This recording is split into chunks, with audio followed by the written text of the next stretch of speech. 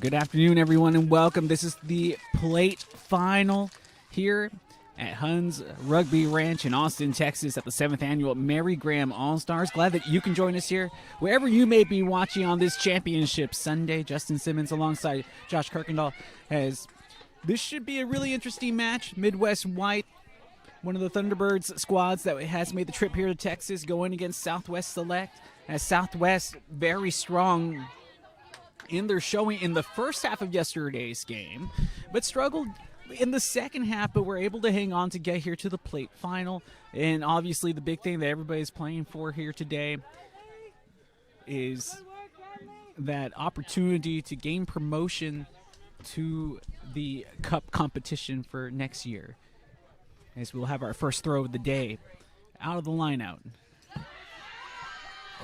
Only a minute in, and really Southwest is trying to establish that dominance. That first tackle was massive, just a little bit high, and that's what set us up for this penalty kick and then the line out here.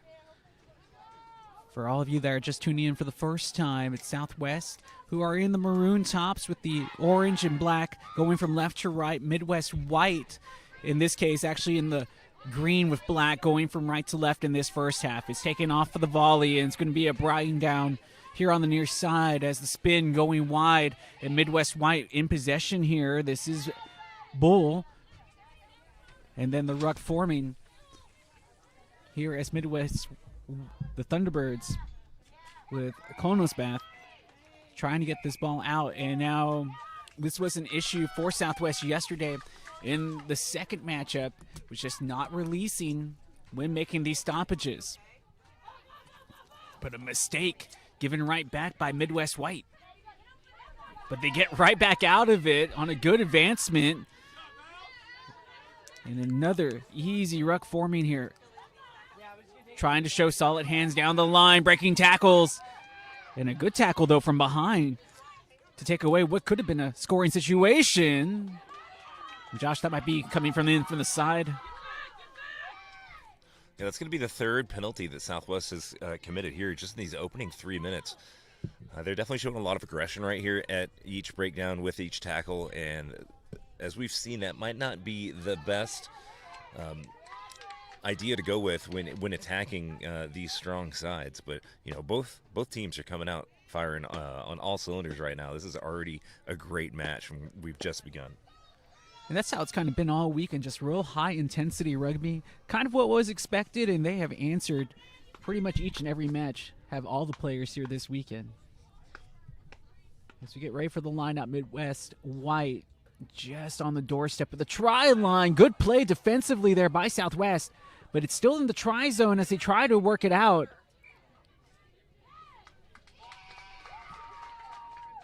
And Midwest White is going to have this ball in their favor.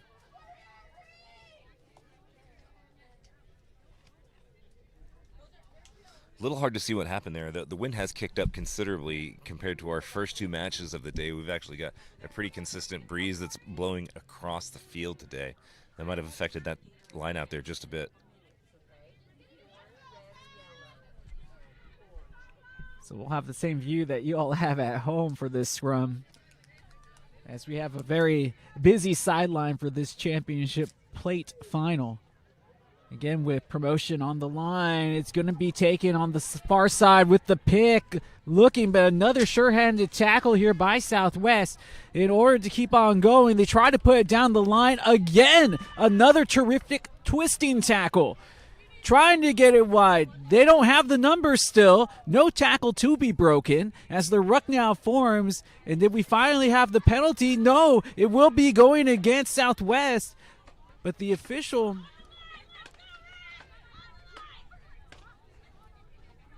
is going to go ahead and play the pause. And we might, well, I thought maybe points instead. No. We have not really seen that this weekend. Teams have just been trying to opt to run it in. But give credit where credit is due, as Southwest's defense has really stepped up to the challenge here. And Midwest is obviously very confident with ball in hand. I think that they're trying to draw this Southwest defense offsides, and it's working pretty well to get them to commit penalties. Maybe slowing down a little too much at the breakdown here. Utilizing the over-aggression of the defense, who are playing very tightly on the offside line. Good fend, but not enough to get over the try line still. This defense bending but not breaking so far for Southwest here in the first half of play, as it's still 0-0 in this plate final. Oh, that ball almost was lost. No knock given. No number still. And that goes, I thought maybe slightly backwards, but no. The official right on the spot calling the knock, and the Southwest defense answers the first bell here in what looks like is going to be a 12-round heavyweight battle between these two. Thunderbird's just looking to take advantage right there. They're trying to move the ball really, really quickly, really put the pressure on the Southwest defense there. Try to get the Coyotes on the back foot and try to punch it in for 5 points, but we're unable to do so. Might have been a little scattered.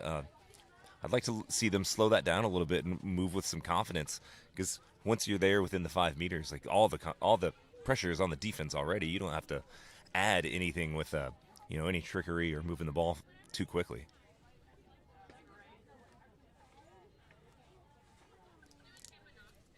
See, that's why I'm glad you're here for the thinking portion of the game, because I mean that is some important stuff to really consider.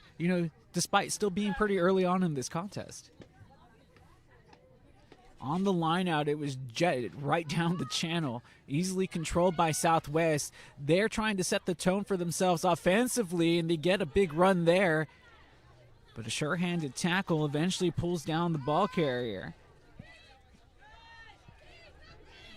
Looking to gain some space. And this ball, lots of airtime underneath, but cleanly fielded. And that kick is coming towards us.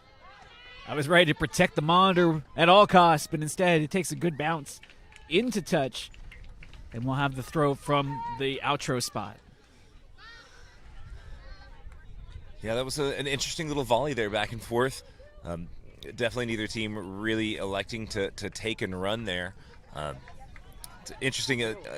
I did find out this Midwest team was one of the only ones to put the foot to the ball yesterday, really, really taking their chances with kicking.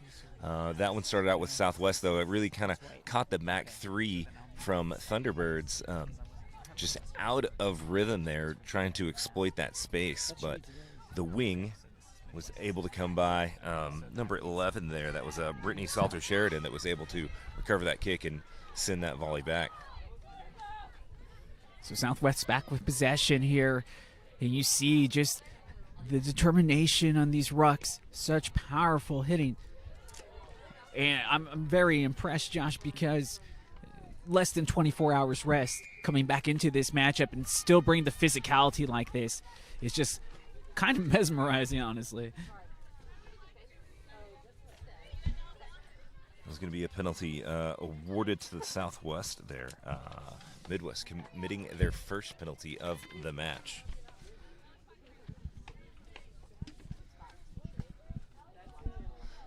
Southwest looking to clear, and it's not quite going to make it. That's going to be, again, Brittany Salter-Sheridan fielding that kick, taking it well, gaining about 10 meters there. Josh is really starting to feel like it's going to be a matchup who can really capitalize on mistakes. At least so far. Again, we're still early on. Only about 10 minutes in here to the first half of play. Still 0-0 between Midwest White, who are dressed in the green, and Southwest, who are dressed in the maroon in the plate final. They're going to take it on the quick run. And a powerful run there from Hoved, a former U21 and 23 Thunderbird and U21 USA Eagle. That was Jayla Twitty that couldn't quite corral that low pass there, and it's going to end up in a turnover, or not a turnover here, but a penalty scrum awarded to the Southwest. This is going to be interesting. We'll see if which forward pack is going to reach out and try to assert their dominance here in the first 10 minutes. Definitely spent a lot of the time in the Southwest territory. Let's see if they can get some breathing room and clear this away. It's a great point. We have been in the Southwest defensive half of the pitch for pretty much almost the entirety of this first half. so far, but they'll get the penalty here, and they're going to take it on the quick tap. Oh, what a fend as she takes out one. Powerful run there from Erica Larson and the Coyotes. Gets a good lane, good fend over the halfway line, brought down from behind by Fowler. That's number 3. Here on the near side. Carrying would-be tacklers, finally flung down was Blackburn. Once again, just taking it right up through. Only one person to beat now. And a good open field tackle committed there from Rodriguez. Another crunching fend, but the support is there defensively as this loose ball is anybody's, and now it belongs to Midwest White. But penalty assessed against the Thunderbirds, and the Coyotes will have possession once again, this time in the Thunderbirds' defensive portion of the field. But like you were talking about, Josh, finally some breathing room, finally on the other side of the pitch for the first time in this matchup.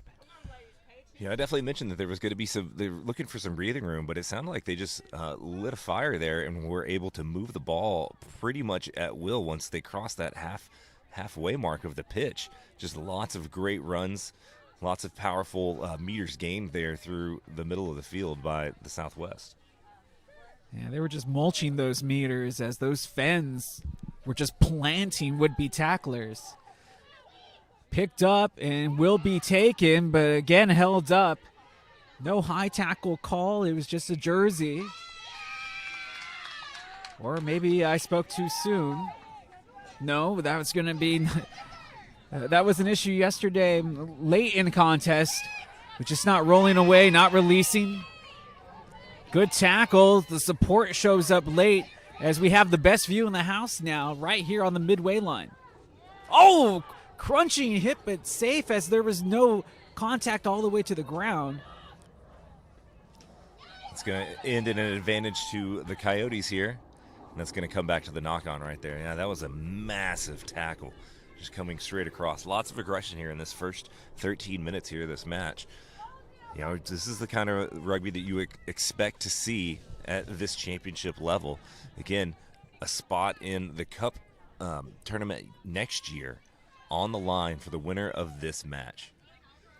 I've just been so impressed, though, because of the pickup of pace. Despite playing yesterday, coming into this contest with less than 24 hours of rest for both teams, and to be playing at what seems at even a faster pace this afternoon, given that, not just like you mentioned before, that the plate championship on the line, but a promotion to the Cup level next season. Good cross off, and the spin breaks all the way through. I don't know if anybody can catch them from behind. Instead, it's a well-taken angle to cut off the runner by Hatoski. But still with it are the Panthers. The ball squeaks loose, though. Picked up in the back row. And now, trying to get back to a forward momentum, the defense is allowed to reconvene. Still no score if you just joined us. That is why this is so important as it's tipped.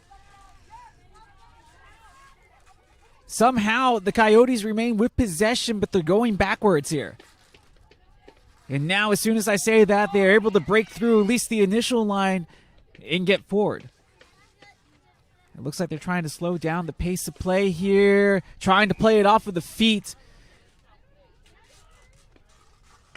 And Midwest is going to have to get back 10. We have not seen any team really decide to try to take the points in this type of situation, but with a low wind. That penalty's coming back for an offsides call there against the Midwest. Definitely, I'm seeing a lot. It looks like Southwest is trying to spread the field as much as possible while interspersing their forwards into play. They're getting their fly half there to make the connection between the ruck to their pods, just to get that little extra bit of momentum and put a little extra pressure there on the defense to get out and spread the field. And it seems to be working, as you know, this past 5 minutes has been completely on the Midwest side of the field. Both defenses so far have answered the call each time they have been tested deep within their own respective defensive territory. And again, another sure-handed tackle on display.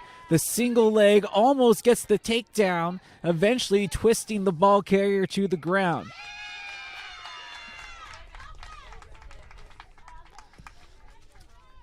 And that was just a phenomenal tackle there by the Midwest.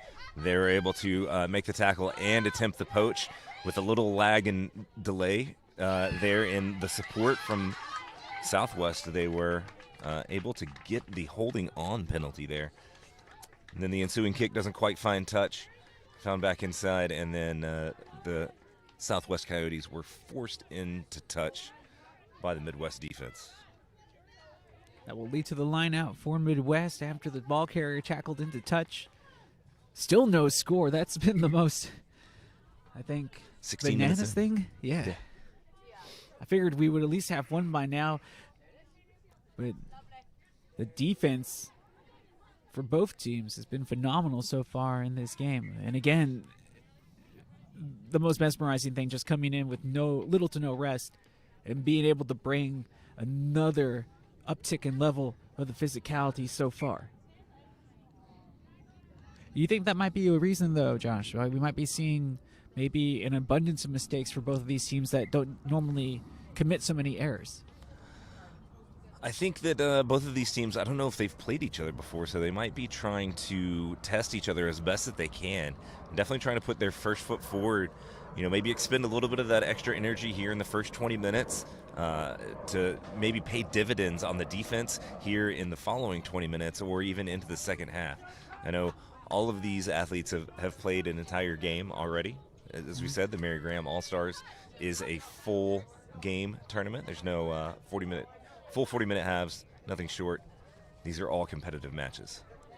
Yeah, and the level has been really high. Obviously, you do have former national team members on squads, as well as high-level collegiate Division I players as well who are in the mix. So lots of experience on the pitch for all the teams here that have competed this weekend. And that only continues to grow here in the 7th annual Mary Graham's All-Stars. And we're already looking forward to the 8th annual one. Yeah. I'm really impressed. Right now, the Southwest Coyotes, their hooker number 2, I don't have that roster in front of me. Erica Larson. Erica Larson's able to get that strike in very quickly before Midwest is able to drive on the ball. Midwest definitely seems like they've got the advantage in these scrums so far. Well, they do win the hook there, does Larson, as the Coyotes, well, they have possession only to knock it on. The one advantage that we didn't talk about here today for the Coyotes might be the weather. I talked to Midwest Green yesterday after their morning match on Saturday, the sister team to this Midwest White Sod, and one of the players had mentioned to me, I asked just casually, like, hey, is it hot here in Texas too? And they're like, yeah, well, it's like 20 degrees back home, so this is a nice change, but yeah, it's warm here. So it's like a brisk 70 today here in Texas, so, and the sun is shining, and I would imagine that might play a small factor, at least in the conditioning for Midwest White in this game. But right now, they have possession as we're near that unofficial midway point of this first half, almost 20 minutes in, still no score. And it's only fitting of a cup final that almost everything is magnified. Every touch, every pass, every drop, every knock. As it's just going to be kicked, trying for touch, but it takes another bounce that keeps it within play. As the Coyotes were able to fall on it initially. And they'll keep possession after the penalty. That's going to be diving off the feet by the Midwest Thunderbirds there. Definitely, again, just trying to be really aggressive at every single breakdown. Going for touch, and they are successful. So they'll have this throw coming up off of the line out near. I want to say they're working their way near that 5. Yeah, I'd say we've probably got about another minute before we go to our first initial water break. As you said, that the conditions are much warmer than a lot of these teams are used to. And even the Texas teams, it's been cold here for about 2 weeks, and then this storm moved through for about the past week, and then is finally letting up and some warmer weather here. It must also be strange too. A lot of these teams only really get to practice around the evening times. So they have to play right in the middle of the afternoon, which obviously you're used to because you play games in the afternoon mostly during your club season. But after you've had that long layoff and then having to come down to Texas, crammed into a van or a bus in some cases, and you've just been sitting, those legs. We saw a lot of cramps yesterday for plenty of the teams. Yes, it was unusually warm yesterday. After being overcast all week, sun came out. Definitely was an effect in the game that I was playing in yesterday. So, possession's going to belong to Midwest White, and you just talked about it. This will be our water break. Yes. Of our first half of play. Still no score, and what has been an exciting start to this cup or plate final, as the cup final here of the Mary Graham All-Stars is going to be our subsequent and final matchup on this championship Sunday. And just a quick look over of this unofficial stat sheet that I've been keeping. We've got 5 penalties for the Midwest Thunderbirds so far, as 8 to the Southwest Coyotes. There were a couple turnovers, but those were negated by penalties that caused them. And then we've got 1 lineout stolen by the Southwest Coyotes so far. So really a competitive match. No conversions, no penalty kicks, and no scrums stolen yet. But, we've still got 3/4 of a game here to take a look at. So yeah, and I can't say that anybody's really established the momentum from your analysis. Do you feel that any team has the upper hand thus far in this matchup? I mean, we just went over the statistics, but even then I didn't see that there was too much of a separation. No, it's a very contested match, but I think that it seems like Midwest is a little bit more settled in, and saying that these teams did play 2 full matches yesterday. The Midwest Thunderbirds were victorious 86-0 over the TRU Jam, which is the TRU second side. So they might have a little bit fresher legs than had they been in a very competitive back-and-forth battle. So the Midwest might be starting out on the more limber foot this morning. And we'll see if that continues into the rest of this first half.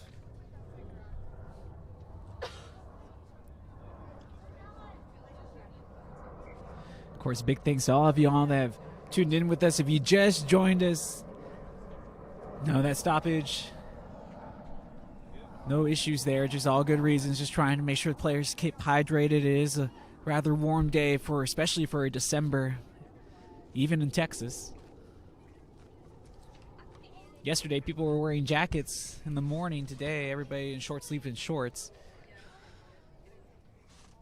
Yes, this game, not just for the plates, but also for a chance to gain promotion to the cup portion of the tournament for the next competition in the Mary Graham All-Stars. As this is the reason why you have seen the best of the best here this weekend. And looking to take that ruck back, it was a massive clearance.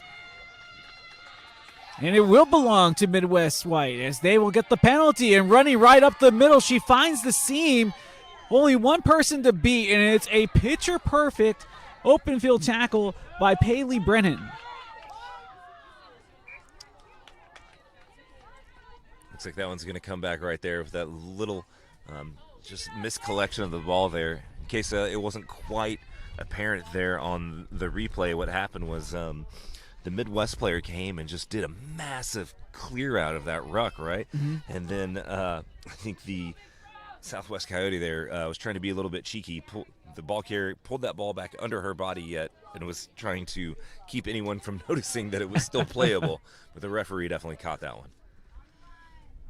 But we do come back for the knock, and it was a really slight one. So this scrum belongs to the Coyotes as they'll have the feed. And they're able to hold their ground to stalemate the scrum. And this takes a Bill Buckner-like roll right past the field, but it's going to be picked up with the one hand by Hatutsky. And everybody kind of taking some time now. The pace is slowed down a little bit here on the back end, at least for the moment being. As right now, Midwest White still in their own territory, but advancing towards that halfway line. And as soon as I say that, curse to the commentator, I'm afraid, as the turnover is committed on the foul. Again, both of these teams are just being incredibly super aggressive at the breakdown, really making sure that each team is fighting to maintain possession each time, really, really stressing the support players, making sure that they're getting there in time and able to clear up the ruck and secure those balls, which just simply isn't happening yet. And then on the contrary as well, you've also got a lot of people that are going in for the jackal and then being caught up in the ruck and then releasing the ball, which is creating a lot of penalties as well.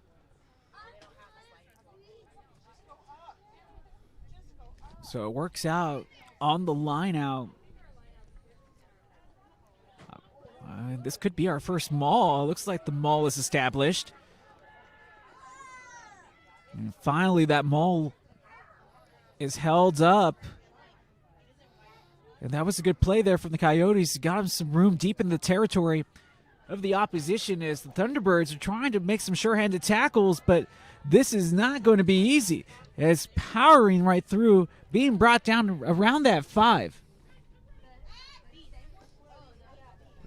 Unable to utilize the numbers out wide here to the near side as the defense continues to just corral them in, and then they win the...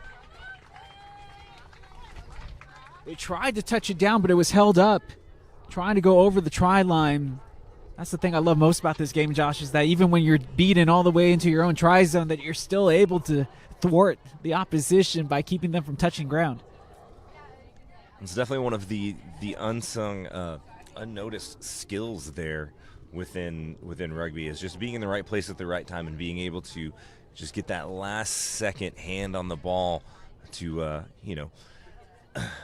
just deny that glory from that other player. That would have given us our first score of this game too. Did Midwest White do themselves a massive favor by possibly keeping this game at 0-0 going into the half? Still about 15 minutes to go here in the first half of play. Can't get through because she's ripped down by the jersey pull from behind. And you can just see right now, Josh, the defense really being able to spread player per player. Everybody accounted for here. That was almost a costly mistake there by 13 from the Midwest, trying to shoot up into that defensive line. Left a gap wide open, but was able to catch the ball carrier before they were able to cut inside and take advantage. Looks like we're going to have a double move here from the Southwest Coyotes. Yeah, I was trying to figure out what happened. Initially, I thought that the ball had just squeaked out, but it looks like it was more of a pick-up, carry, and then nobody knew what happened after that. It looked almost like a pick and dive. Yeah, there you go. Pick and pop. And maybe not quite as far. I did notice on the other side that there are a couple extra markings in the try line on the opposite side of the field as to what they were just on. So I don't know if that happens to be the case over on that end, and might have just seen 2 try lines there and then one fainter than the other. It does end up costing them some valuable field position for the Panthers here, as the line out now belongs to the Thunderbirds of Midwest White, who again are in the green.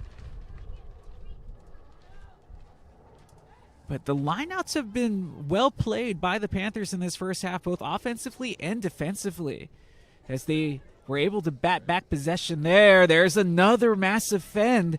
That is something that has been in the favor of the Coyotes in this first half. Looking to get through here is Blackburn as she tries to cut through the defense, and this maul is formed, at least momentarily. I guess no fall. Or was that a maul, and then that was considered the bring down of the maul? I don't know. There's a couple players in the way. I wasn't able to Yeah, catch the signal to the referee. All I know is that this is definitely going to be a scrum down to the Midwest.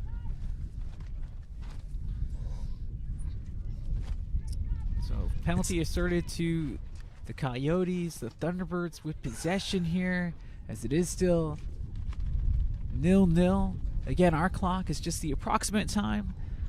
The official, obviously, on the pitch, the official time. But we're almost near that end of the first half as we're getting into that final quarter. That's going to be an early push on the Southwest Coyotes right there. They've been dominant in the scrum all day, and maybe just a great idea right there by Southwest to try to, or by the Midwest to try to draw them in for that early push. Another penalty committed, coming in on the side to pick up that ball after the tackle. We're trying to run into the wall at pace, and it will work enough to get the Thunderbirds over the halfway line. And they're just spinning this ball out wide, trying to find the seam, and they do.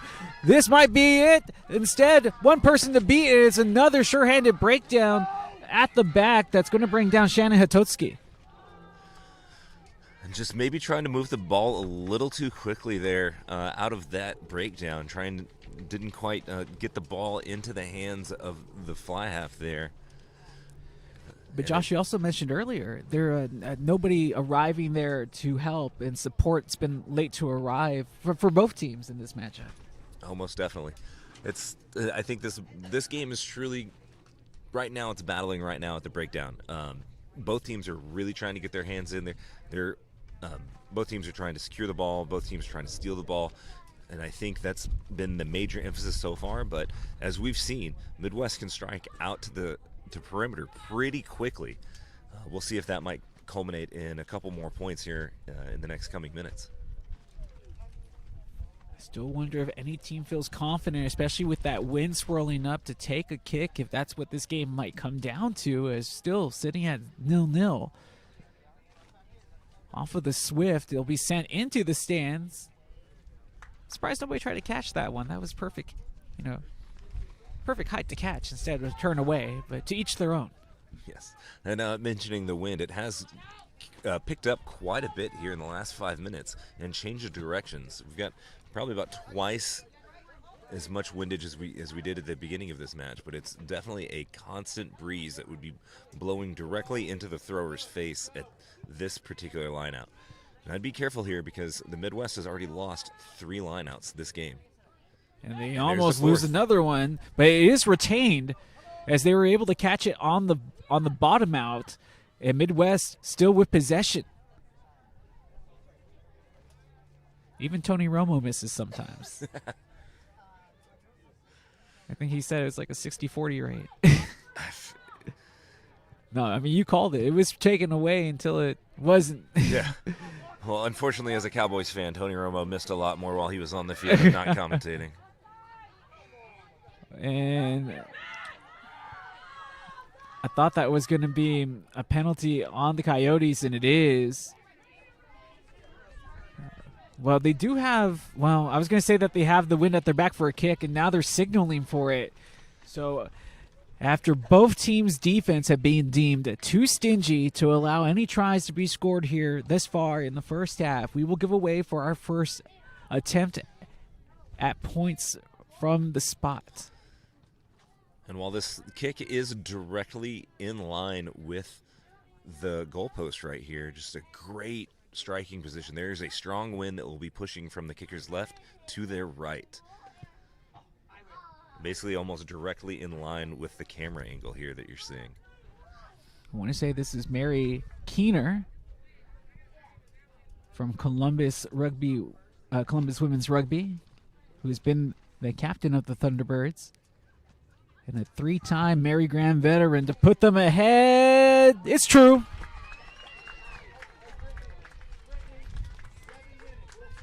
A very valuable 3 points. That might be enough to win this when it's all said and done. That might be the difference maker. But for now, that's enough to take the lead near the break with about 7 minutes to go. It is now officially the Midwest White Thunderbirds 3, Southwest Select Coyotes 0. Yeah, I think this is going to probably around the 60-minute mark. I think that these defenses are going to lose a little bit of pace, and I think we're going to see a couple more breakthroughs. I don't think this is going to be a complete shootout like some previous games have been, but I do expect there to be more points on the board coming forward. Well, in Texas, when it usually rains, it pours just because we get so little of it throughout the year. Will that be the case in point with the points here for the Thunderbirds going into the break of the half? Right now, Southwestern, all they can think about is trying to find the equalizer or possibly pulling ahead themselves. But they're not doing themselves any favors with another penalty committed. That is their 14th penalty, and lucky for them not to that be considered a intentional knock-on in the automatic yellow card. That's a great point, Josh. So they stay at full strength instead of playing down a player. Over the midfield line now. And as we have a real battle here, as nobody wants to give up an inch. Loving what I'm seeing now. And again, a big thanks to all of you who have tuned in with us here on Nutmate Sports Media. And a big thanks to them for helping us put on this great event here at the 7th Annual Mary Graham All-Stars. Wow. You hear people on the sideline coming in view of the scoreboard over here and saying, wow, it's only 3-0. Yeah, I mean, there's just so much on the line. It's not just pride. It's not just the plate to lift at the end of this competition, because the winner will be the plate bracket winner, but that is also that promotion to the cup bracket for next year. You know, and from what I've seen so far, Josh, it does look like both of these teams could compete at that top-tier level and easily slot in with the competition that we have seen this weekend. Oh, absolutely. The design of this entire tournament is incredibly competitive. Again, we had the TRU Jam as a late addition, usually a little bit stronger field there. They only scored 5 points on the weekend, but usually these games are incredibly competitive all weekend long.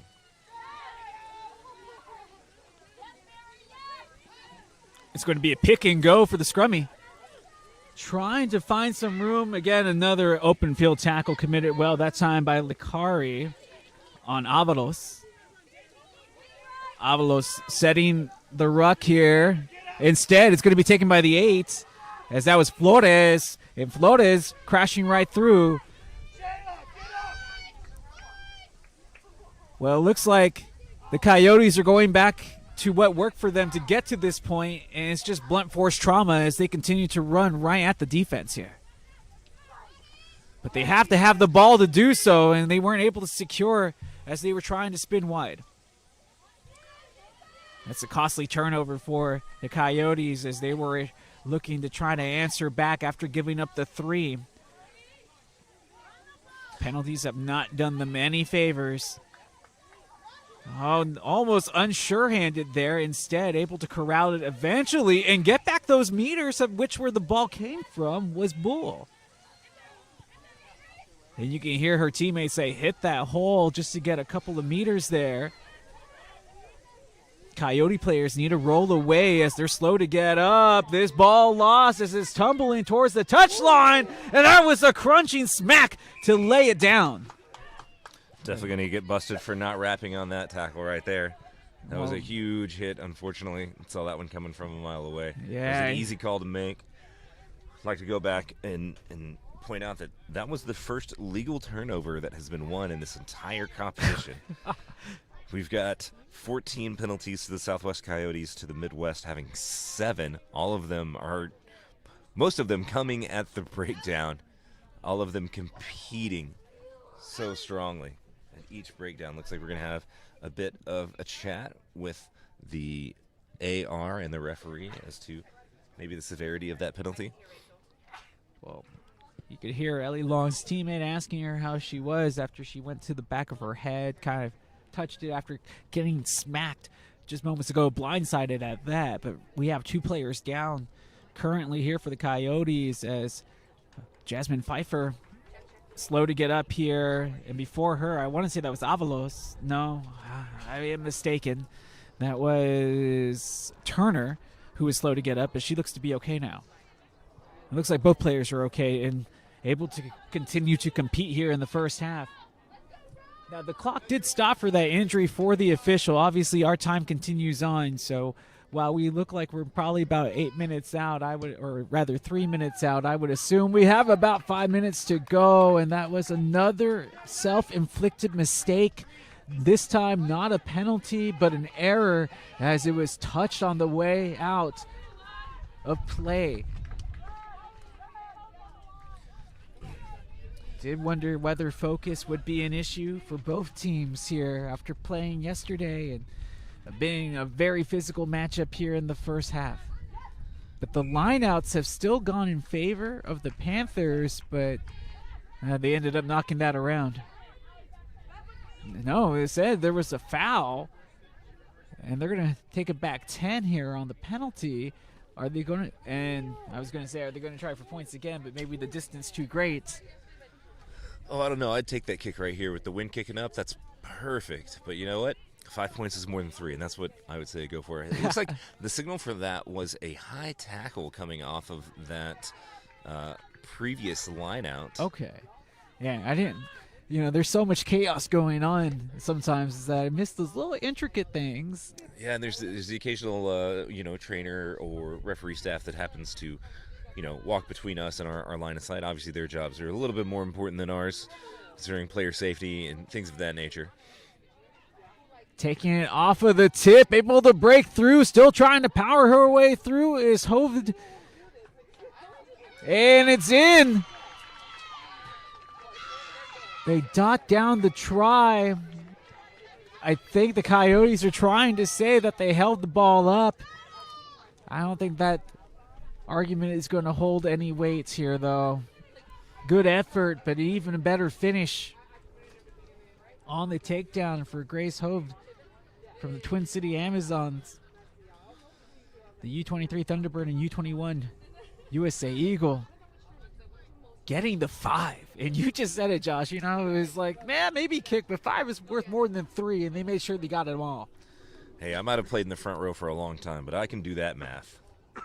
But yeah, that was an absolutely great run right there, exploiting that often undefended area just behind the line out. You can see there's a lot of opportunity for points, especially if you're in close to the try line. You can definitely work the ball in there. Sometimes it takes a little bit of a misdirection move to break that one wide open, but no, that one was just pure grit. Unfortunately, that conversion drifts wide and we're unable to add to that lead. That might bode well for the Coyotes if they can find a way to muster the start of this comeback. Instead of being down 10-0, they're only down 8-0. That should take us into half. Indeed it does. Looks like our clock was a little bit closer than we anticipated. But yes, so that will put us right there at the 40-minute mark. Halftime with Midwest in green up 8-0 over the Southwest Coyotes in the maroon tops. Yeah, really. Definitely a lot of rugby left to be played here. And as the wind kicks up, the wind will now be in favor of the Coyotes and against the Midwest as it continues to speed up. These gusts are getting stronger and stronger literally as we're speaking here. Midwest was very early and very confident putting the foot to the ball yesterday. Really one of the only teams in the entire tournament that tried to take advantage of kicking and maybe some defensive misdirection there. Catching a couple of those back 3 out of position. They're definitely going to be hindered by this wind into the second half, but they're definitely confident with ball in hand and clearly making some great runs, making some great tackles.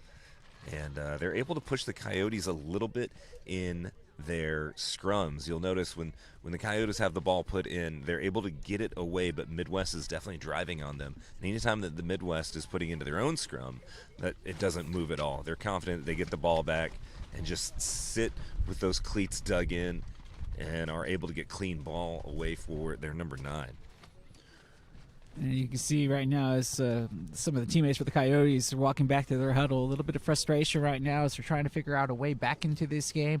We're going to take that break here for halftime. We got about 13 minutes left in it, or rather about 10 minutes into halftime, rather. So go ahead and get up, get yourself something to drink, get that little stretch in, maybe some food, and then come back for the second half because you're not going to want to miss it here at the 7th Annual Mary Graham All-Stars at the Huns Rugby Ranch in Austin, Texas. As the plate is on the line as it is 8-0 our score at halftime as the Midwest White Thunderbirds lead the Coyotes of the Southwest.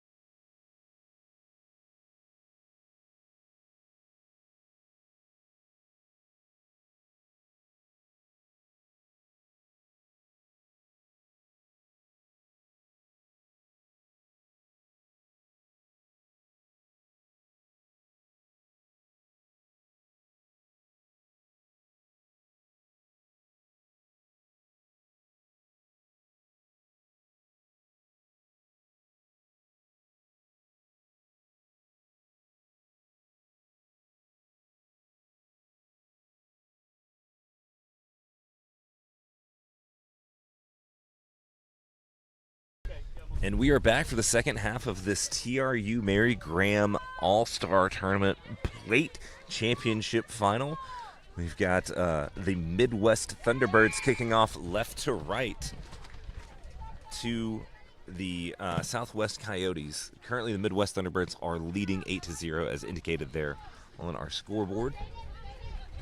And for you that have just joined us here, big thanks to Nutmeg Sports Media for making that available as Midwest White in the green, Coyotes in the maroon.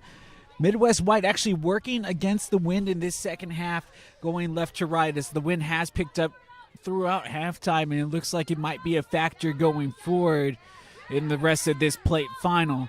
Again, they're not just playing for the plate and to lift it at the end of this competition, but for a chance to get to the cup portion of the bracket for next season and earn that promotion. So both teams playing with all out, heart out in this competition. And so far, we have not been disappointed yet, Josh, as this game, those points coming late, so I still couldn't tell you who really has all the momentum.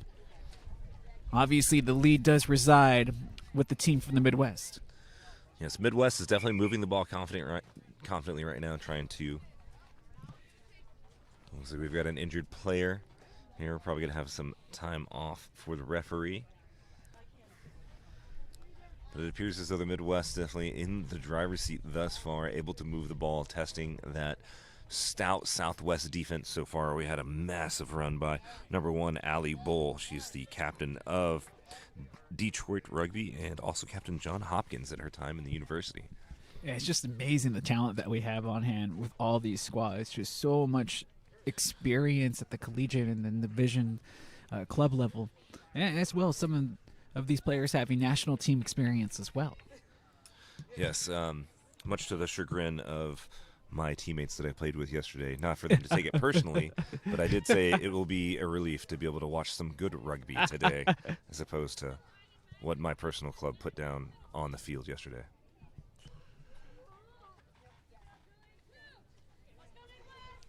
And that's also the remarkable thing about the weekend here is that, you know, all these players, they pile up, they travel down here to Texas to compete in this competition, but a lot of this is an all-star competition. Players are playing out of position in some cases. This is the 16th penalty conceded by the Coyotes. I think that was going to be another early push. Really being super aggressive in the scrums, and it might come back to bite them as it did then. It's going to be a turnover, one right there by the Coyotes. It's something that they sorely needed here as they look to try to establish some footing, especially in the second half of play as they're down 8-0. Good low offload, and the offloads continue as she's able to clack through a couple, trying to play it off of the ground after being tackled and was unsuccessful in doing so as they ended up committing the knock-on. This is another turnover that will give the ball back to Midwest White. But you know, Josh, that's what I was waiting for. It was I talked about it in the first half. I was waiting for a team that was willing to take the points when they have the opportunity in front of the goalpost to do so, and I felt that really helped set the tone scoring-wise for Midwest White because they took the easy points and then were able to get the hard points later. Definitely. Sometimes it's just you got to get the confidence of having those first points on the board to be able to energize your team.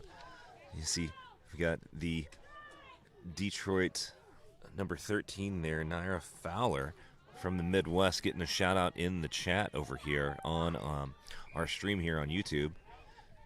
That's going to be another penalty conceded by the Southwest Coyotes. Smartly taken, breaking right through the defense, trying to rumble forward, and it's just pounded down, but that's over the try line for the score.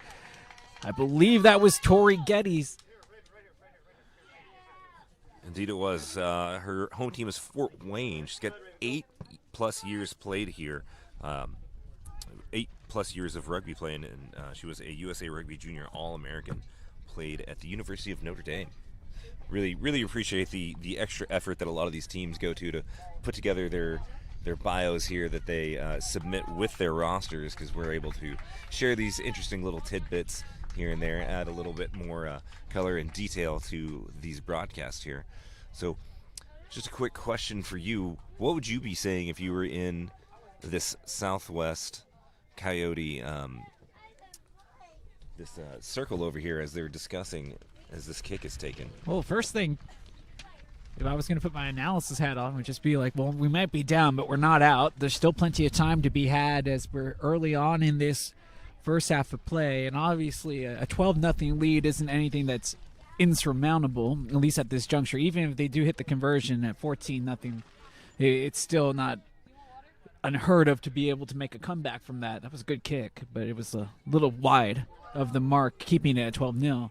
But I think the big message, Josh, for the Coyotes would just be one play at a time, just securing possession, just trying to get those meters. It's going to be hard for them, but at least try to go in a positive direction. You've already committed enough mistakes as you could possibly commit so far in this matchup, and are still well within striking distance. I'd like to take a second to apologize to anyone following the stream there. It looks like we've got about 130 people watching, and there's a little cut in and out there of our camera. It looks like one of the connections might be a little loose, being jarred by the wind up there, as it is considerably picking up, still blowing across from this kicker's left to the right, just across the field, basically in the same exact direction that the camera is oriented here. But it seems to have been cleared up over here. So 6 minutes in, we're going to have the Coyotes kicking back off to the Midwest, and just a little handling error that's going to come back and award a scrum to the Coyotes. Hopefully they can get some good back line play here and try to get back on the board here and make this a little more competitive second half. But I think points are in their future. They've been playing great so far. Just that one little extra piece away from being able to break off a long run and get some points. But they had also been close in the first half of play, and that's when the question first arises, do they have a kick taker that's willing to take the points, as they were not far from the post, and instead they tried to bash it in for the try, couldn't get it, and it was ultimately Midwest who decided to take the points when we were at the stalemate, as neither defense was giving up any points in that first half. For all of you that have tuned in with us late here on Nutmade Sports Media as we come to this scrum. Again, quickly, a big shout out to all our supporters: Texas Rugby Union, USA Rugby Senior Club Council, USA Rugby High Performance Program, La Barbecue. I go out of my way for La Barbecue, and you should too. I'm not joking about that. Texas Rugby Referee Association, USA Rugby High Performance Referees, and USA Women's Rugby Foundation, and obviously, yes, the person themselves, the Mary Graham, who you have heard on commentary throughout this week. A big thanks to Mary Graham for hosting and being a big part of the namesake of this competition and what Mary has done for the game of rugby here in the state, especially for women's rugby. So this is exactly what they needed, Josh, is they get a penalty to go their way. Yeah, most definitely. You see the Southwest players are getting very, very stingy in their tackles, not quite releasing the ball carrier to play it. They're not releasing their hands and making them visible to the referee before going in for that poach. Sometimes just trapping the ball there against the ball carrier, and that one came back to bite them. They had just done that basically 2 breakdowns there in a row. You heard the referee telling Green hands out, and then immediately you see one from the other side of the ruck going for the poach and called for the penalty there. And see if the Coyotes can capitalize on this great field position. Erica Larson, with 10 years of experience, who has played for Phoenix Women's on the throw, trying to set something up, but the defense is there on the one-on-one tackle. I didn't get a chance to say it while the lineout was going down, but I know that the Coyotes have been dominant in the lineout so far, even hearing some of the Midwest players on the side commenting that they might be a little bit in their head. Penalty trying to come in on the ruck from the side, and they were trying to take it on the quick, but the player stayed down, as that was Ali Bull, the player from Detroit. And that miscue pushes Midwest into the double digits on penalties. They've got 10 penalties to against Midwest and 17 against the Southwest Coyotes. Josh, how do you feel about this call? Looks like they're going to play for the scrum. Could have taken a chance for points here instead. Could have taken it on the quick tap, and instead they decided to go on the scrum. I would have taken the line out here because the Midwest has been fairly dominant in all these scrums so far. They haven't completely won a Southwest put in yet, but they have been pushing every single time. I don't think that the Southwest has the effort to push it across right here. Well, they might not push it across, but they maintain possession. They don't have the numbers out wide, and they almost lose possession, but do they get it back? That's going to be a knock-on. Unfortunately, they might have been trying to do a little bit too much too fast there, not taking the time to truly set up and let that play develop. I mean, in my playing experience, I've played on a lot of teams that get a little antsy as you're getting close. You get that white line fever. You think you got to go fast, fast. But really, in that instance, it's better to take a step back, slow it down a little bit. All of the surmounting pressure is on that defense. You're not the one that's about to give up 5 points if you've got the ball in hand. So just a situation like that, you'd like to see them slow it down. Really, I wanted the Coyotes to score there so that we can make this game a lot more interesting, although it's not out of hand. No, it's definitely not out of hand, but they finally get a good push on scrum there. They're able to break away where Midwest White, and they get a good kick as it's trending towards the touchline on the far side of the field, but it stays in. Well, no, they're going to say it does roll out of play, and we will await the throw. But how big of a decision was that, and to not try a different act to try to get those initial 5, and elected to try to go power for power, and it just didn't work out for the Coyotes. If they end up losing this game, I think that's going to be one of those key moments that they're going to go back and look at and thinking what they could have done differently. Yes, absolutely. And I would like to point out a correction that we've seen in the chat. Someone more familiar with these players than, but apparently our roster is incorrect. Ali Bull is going to be wearing number 3, so I believe that would put Josie Rogers at number 1, who we were singing her praises earlier from the Twin City Amazons, and she is new to the Thunderbird program. Much appreciated, you key eye viewers out there. Oh, that kick just gets hung up completely in that wind. It's going to be taken by Southwest. Coyotes with possession here. And again, for the second time in this match, first time in the first half or second half, that they have been inside that 5-meter line and unable to punch it over to get some points or to come away with points after being that deep within the Midwest territory. Almost a sideswipe tackle.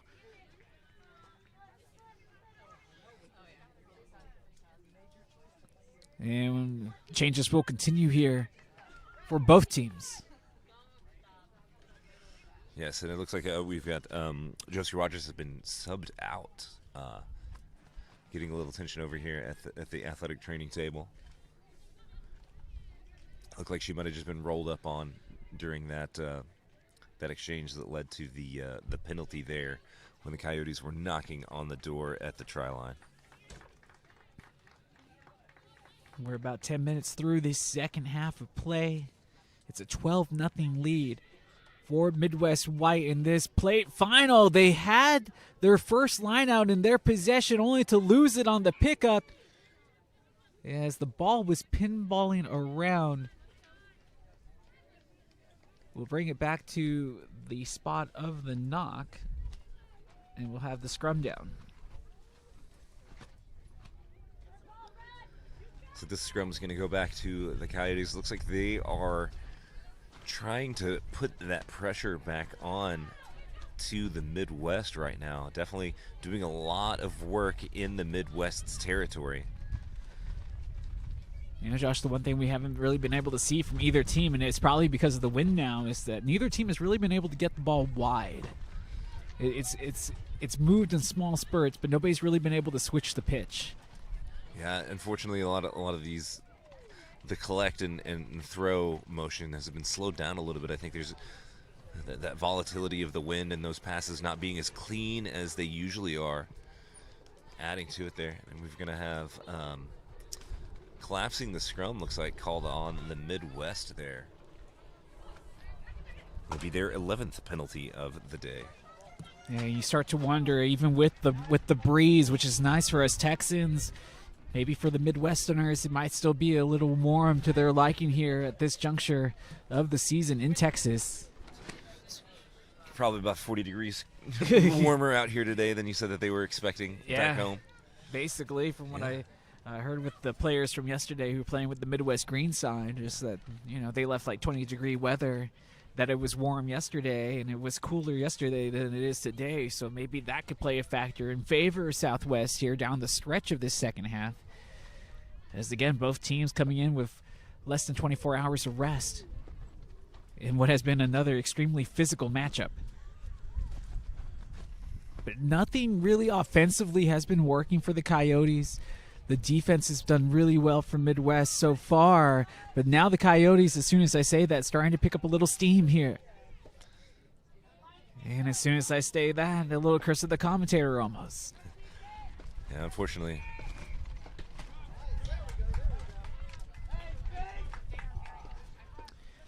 Yet another penalty to the Southwest Coyotes. But curse of the commentator, I'd like to say, though, apparently number 18, Bree McDowell, who just subbed in for the Coyotes. It is her birthday today.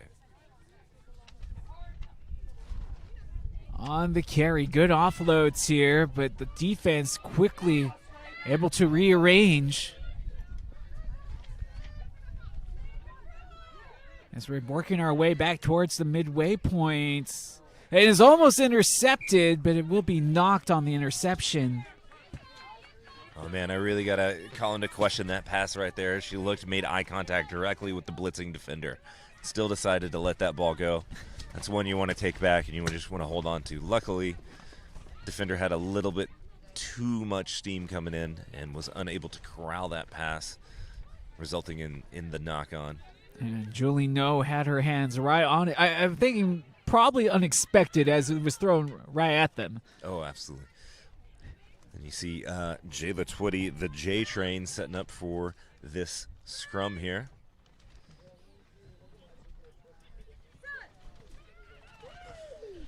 Neither team has really been able to establish too much of a push in the scrums. And again, it's stalemates once again.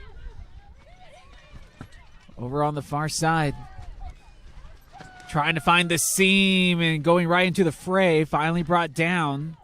But that ball picked right back up. And again, another pushback as this defense trying to find a way to regain possession.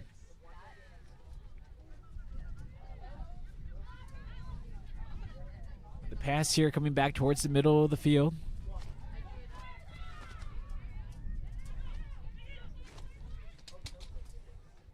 And that was our first attempt at trying to get one of those balls wide, and instead it continues to bounce around.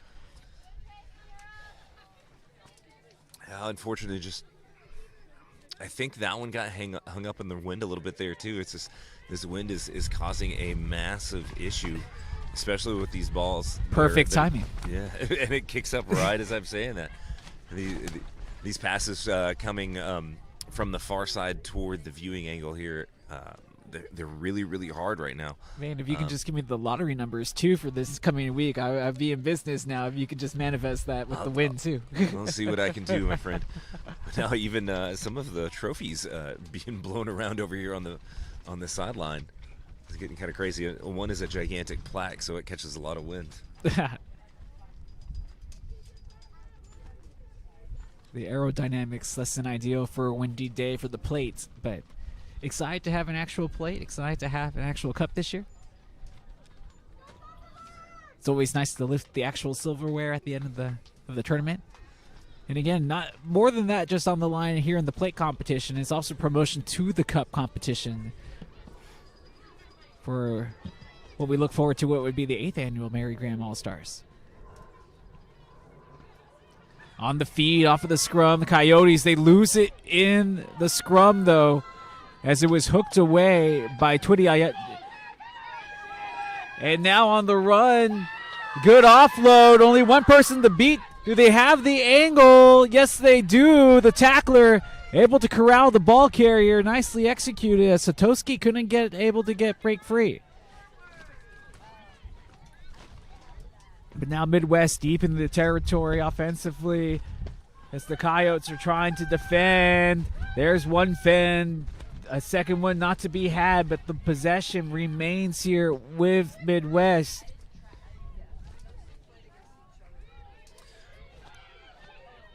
trying to get it back towards the middle of the pitch. And she loses possession as it looks like it was a dangerous tackle. And that would be the call on the penalty. So another one committed by the Coyotes. Yeah, Shea Ross on the receiving end of that high tackle, and that was an immediate call. You just see her whipped around.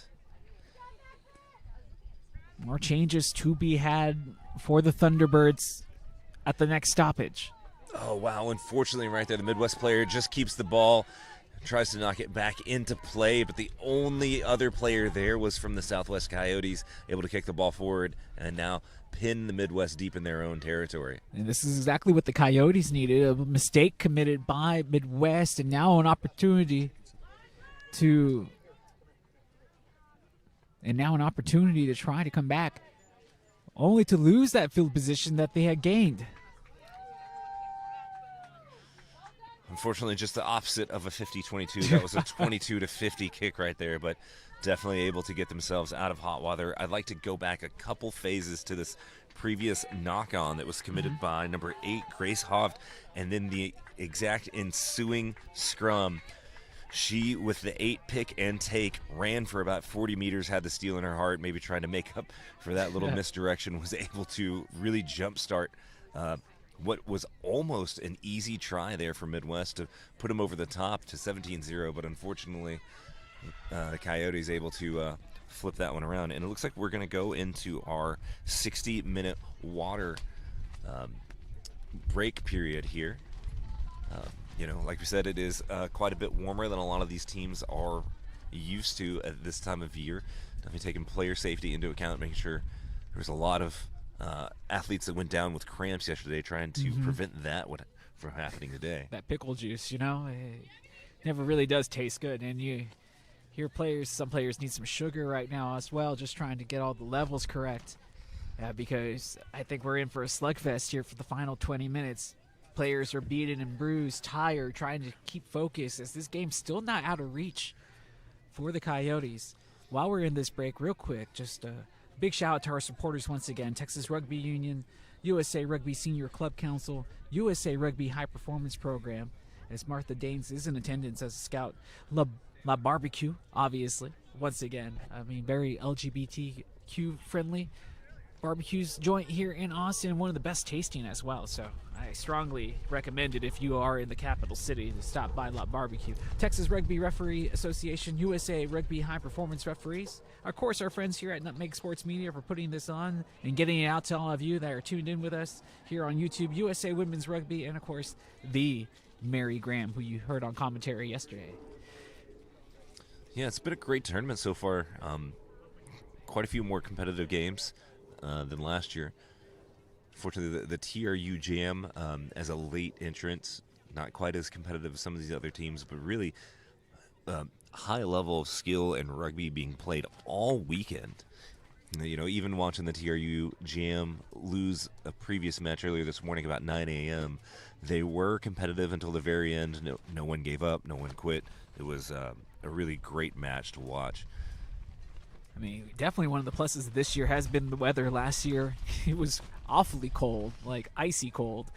This year, much more pleasant to be out here at the Hunts Rugby Ranch. And again, a big shout out to them for hosting us in this competition. Yes, the TRU All-Stars were at Grand Prairie last year, correct? Or were those here? I believe they were here. Well, maybe it was 2 years ago then. I don't know. All this high-performance rugby, it all tends to blend together. It's like even I lose track, and it's something I was even talking about yesterday with Wendy when I was on the call with her. It's just, all these acronyms that all these leagues used to have and what they used to be referred to, and how some people kind of still use that naming when referring to certain things, and it all gets kind of convoluted. Oh, yes, the Marfu and the Carfu. And, yes, yeah, all exactly. Of those yes. Just like to point out that Katiana Rodriguez had an amazing one-handed grab. That ball looked like it was about to be a knock-on, but she was able to corral it in and hang on during a massive tackle. Just an amazing bit of skill there Josh, from the fullback. Is that the key here for Midwest right now? Is as soon as I was going to pop the question to you about it, they lose possession. But is that all they really have to do at this juncture of the game? There's about 20 minutes out. Are they really worried about scoring more so than just securing possession and not giving Southwest a chance to score? Well, at the risk of just stating a banal platitude, more points is always better than less points. So I would go for it, You don't have to force it as much as you need to, but if they continue to play their game plan, I think that this stingy Coyote defense is going to bend or break. But then, as these last 20 minutes start to plod on, the minutes for the whole weekend start to add up. Might see a little more cramps, a little bit more soreness. That's a double-edged sword, and the Coyotes could pounce and score some points of their own and make this a real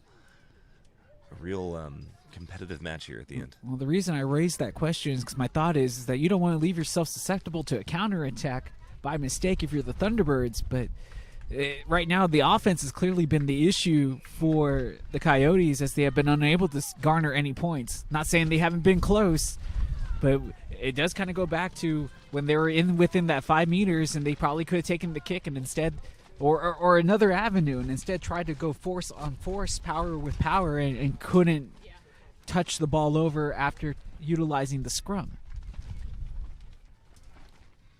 And they just desperately need momentum like the desert misses the rain right now, Oh, most certainly. And I think, this has been a great match so far. Not a high-scoring match, but definitely a lot of back and forth.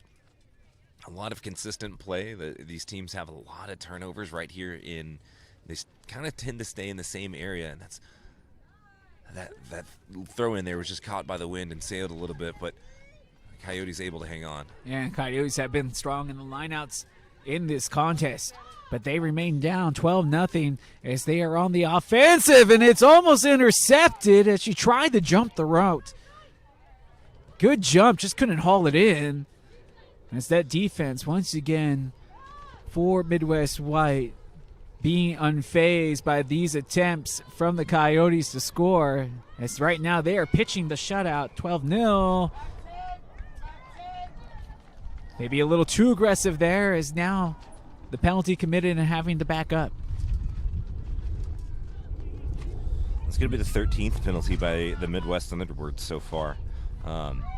Southwest definitely outpacing them greatly there with 19 of their own, but we're going to have some time off here for the referee to deal with what looks like pretty gnarly calf cramp, maybe maybe a Charlie horse there, maybe in the hamstring. But regardless, you had just talked about that, though. You like, again, you're going to have to give me those lottery numbers, but it was in your crystal ball that you were like, we might see some cramping here later on in the second half, and sure enough, exactly no more than a minute after you said it, that's exactly what we see here.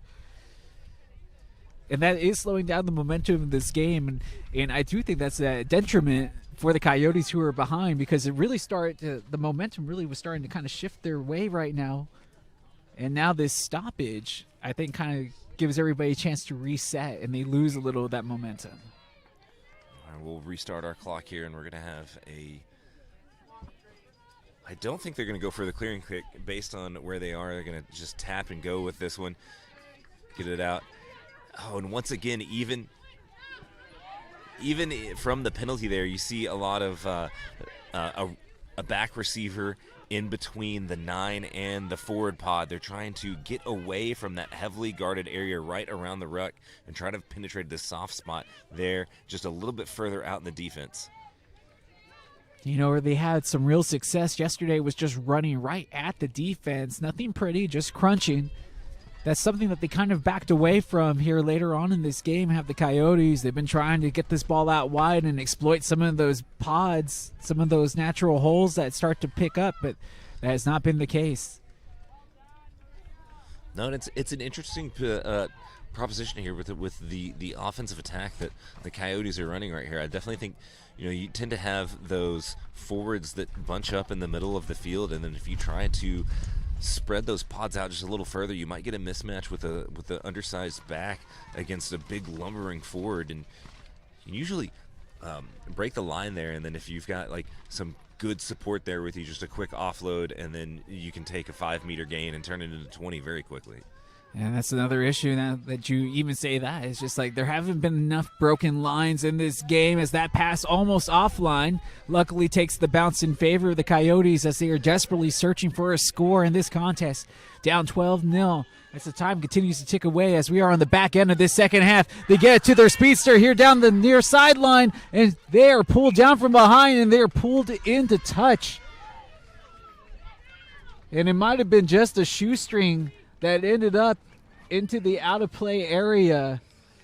But the hustle from behind, it looked like it was Hatoski again, this time making the play defensively to stop the Coyotes. Oh, yeah. Hatoski's been all over this field today, just showing some great high-level play today. And, you know, I was about to call that. I didn't want to step on your call there, but I was like, I would really like to see the Coyotes take it left right now. They've got the numbers, and then they did. Now, you feel like that, just say it because we need to see it. And you probably saw it before anybody else did. It's going to be another lineout by the Southwest Coyotes. They've taken 4 from the Midwest. That has been their positive in this matchup. And again, if they can get it wide, they've got 3 on 2 over there. 4 on 2 now. But now it looks like there's going to be a penalty there. Just knocked on right there. I think there's a little bit of anxiety, maybe getting a bit antsy there with the Coyotes. They're trying to, they know that they're under the gun. They know that time is starting to run out on them. Probably about 13 minutes left in this match. They're trying to shore up and grab some points, and hopefully push themselves into the Cup tournament bracket next year. And that's the hope here, because we could be filled with a Midwest White versus Midwest Green matchup next season if this decision holds. I think the Midwest is, I believe later today they're going to defend their Cup championship, which I heard is the first time ever to occur in the Mary Graham All-Star Tournament. Well, if they play not to be defending, but to be winning. Oh, what an amazing catch there! Just such a lucky bounce. Oh, a terrific tackle to tap the shoes down. Oh, that was a try-saving tackle. One of the biggest highlights you will see all weekend. What a chase. The referee right there, too. Wow. Josh, I can't believe I just saw that. I know, that was amazing. I was just watching. There's a slight delay between on the field and on the stream. I caught the stream, and that was wild. There were 2 pairs of jets just got turned on, and one just happened to be faster than the other. Oh, wow. Okay, yeah. That was pacey. 7 minutes. Yeah. Oh, So they're right behind. It's okay. So we had some first-hand word about 7 minutes to go in this matchup. What should have been a try and should have been the final egg in this omelet ends up being held up because of a try-saving score or a try-saving tackle. yeah, that was amazing. And just a quick little correction there on our time. We our online time was about 4 minutes behind what the referees were operating on. We got word of that and just made that correction. So if you happen to notice, there's some minutes missing on the clock. That's what happened there. Yeah, like you just didn't blink and you lost 5 minutes of your life. I promise you. Yes, you're not flying to Australia.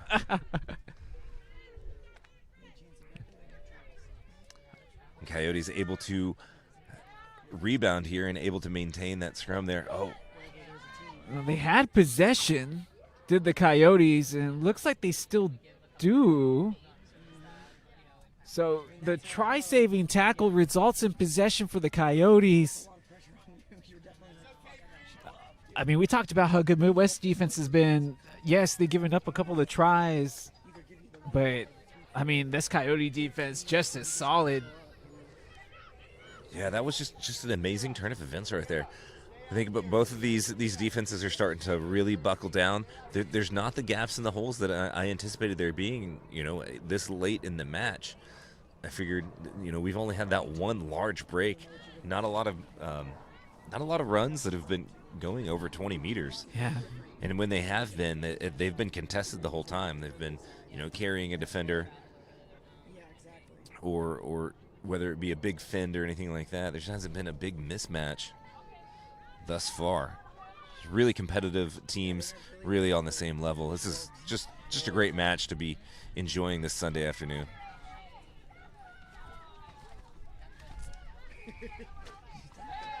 And that's going to be the Midwest holding onto the ball once again. Those Coyotes just... Wait. Nope. That was a penalty to the Coyotes. Their 20th of the match. Yeah, it's just right now you can tell that they know what they're up against. It's not just against the opposite team, but it's also the clock right now being down 12-0 with only a handful of minutes left. So trying to rip away at the ball at any time possible to try to somehow manage repossessing this ball. But Midwest, I think, at this juncture, they can put it in shut it down mode right now if they truly desire to do so. Like you mentioned prior, though, Josh, wanting to keep that foot on the gas pedal and punch it in at least one last time, put the exclamation point on this potential plate victory, but they don't have to if they don't really want to. No, I like the play here. They're still trying to go because honestly, if you put max effort into the next 90 seconds or so and punch one in, you can coast the entire rest of the game. You'll get about 3 minutes there in the reset, and really, it's almost impossible for the Coyotes to come back and score enough points to make a difference in the outcome here. Smart play there just to go down in play, not to be pushed into touch. That keeps this clock ticking. So we're going to get a bit of a forward pass there by Midwest. This is going to be a scrum down to the Coyotes. I mean, given the amount of time and where they are on the pitch, if you're the Coyotes and you win this scrum, do you try to kick it away and hope that it's a foot race that leads to a one-on-one, or do you just try to play it out the back and try to set something up, which hasn't really been successful for them against this team today? I'd shoot for the moon right here. I'd go for some interesting fullback insert between the 12 and 13 gap. You see, they've got the room for it there. Yeah. Just try to run down and put as much pressure on this Midwest green team as you can. Sorry, Midwest white. They're wearing green. Apologies. No, you're good, man. I was like, it could be a little bit of a tongue twister with the mind, you know? Yeah. That scrum collapsed, so we're going to try to do this again. No penalty given, just a reset here. Man, I'm glad to see that we've taken the initiative in player safety with these scrums over the years. I remember back in my playing days when people were just crunching into each other. And even that was better than what came before me. Oh, yes, yes. Nothing like watching the highlights from the 70s. In the 80s? Oh, my gosh, yes.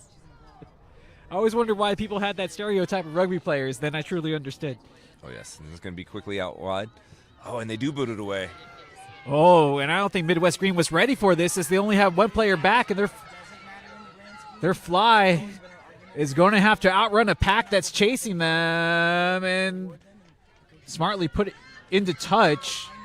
That's just going to allow their teammates to get back. I don't think that's final whistle. So No, they were celebrating kind of like it was the final whistle, but I had my benches crisscrossed. Yes, yeah, no, that was a lucky kick there, just able to bounce just before it hit the touch line. So. Oh, and for the first time really today, as they have been excellent in lineouts, they'll lose their own lineout. And again, it just seems like the kryptonite has been located right within those 20 meters beyond the try line. Oh yeah, most definitely. That's the first line out stolen by the Midwest, and it might have been the most important one, because from here they can just pound the ball with the forwards, just do some very slow moving pods, or even this maul here. Yeah, this is the first maul for the team in green, as it does collapse, and we're gonna just collapse right into the ruck. All right, play on. This is breaking to the Midwest. And over the midway line. Rodriguez completely flattened right there at the midline. And the tackle still at an A+ level this late in the game as we're near the end of it here in this plate final. And that is it. 12-0, our final score. And what was befitting of this Mary Graham All-Stars plate final. Couldn't have asked for a better one. It will ultimately be raised by the Midwest White Thunderbirds. No, this was an incredible match. Not high scoring, but you were on the edge of your seat the entire time. Completely competitive, just two very, very equally matched teams, feeling each other out the entirety, unable to penetrate, just amazing, suffocating defense. Again, competitive at every single breakdown. Just a stellar final. And we've got one more final on the way after this. It will be the Cup Finals between the TRU Toast and the Midwest Green. Yes, Midwest Green. I'm looking forward to what should be a very exciting Cup Final, but next season it looks like they'll have both Midwest White and Midwest Green playing for the Cup in the Mary Graham's 8th annual All-Star Jam, essentially. White stays down. Oh, White stays down? That's just how it is. Oh, okay. Well, thankfully, Wendy Young able to at least clarify that for us there. So, hate to rain on anybody's parade, but it just shows you how dominant that Midwest program has been, and those players that come from that Midwest region, and ultimately, who else do they also pick up from around the country? But I mean, what a great matchup and a well-deserved victory as the stellar defense gave away to great offense and well-timed plays. And Josh, a pleasure working with you on this one. Oh, as well to you. Yeah, no, absolutely. And best of luck to the Midwest team. Maybe they can go 2 years in a row and go 2 for 2 on the day. That would be an incredible weekend for them out here. It makes it a much more fun car trip back if they can take them both, that's for sure. But as we give away one more match left here at the 7th annual Mary Graham All-Stars, she'll have Wendy Young alongside Sheila Adams for that call as we give way to you. Thanks again for tuning in with us here on Nutmeg Sports Media as we have one more match to go.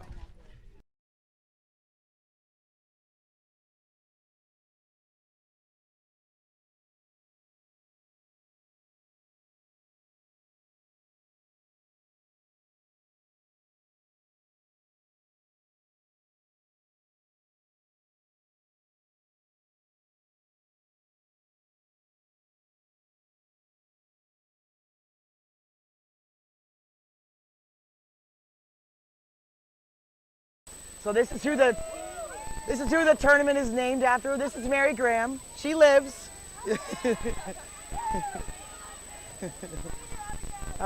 When she gives it to you, if you guys will do the cluster and then do like the woo on camera. Six Nations stuff? Yeah, for sure, absolutely. Yeah. I watch a lot of Iron Rugby. I know about those celebrations, We're used to it now.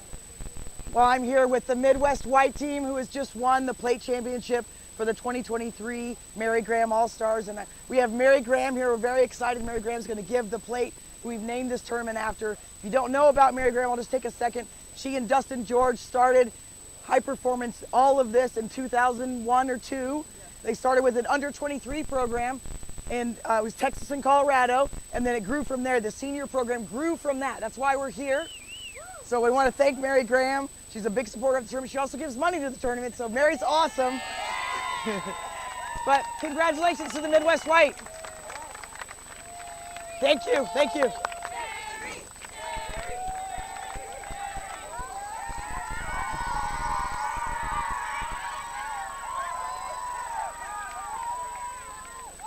Yeah. Not yet, not yet. It's next game.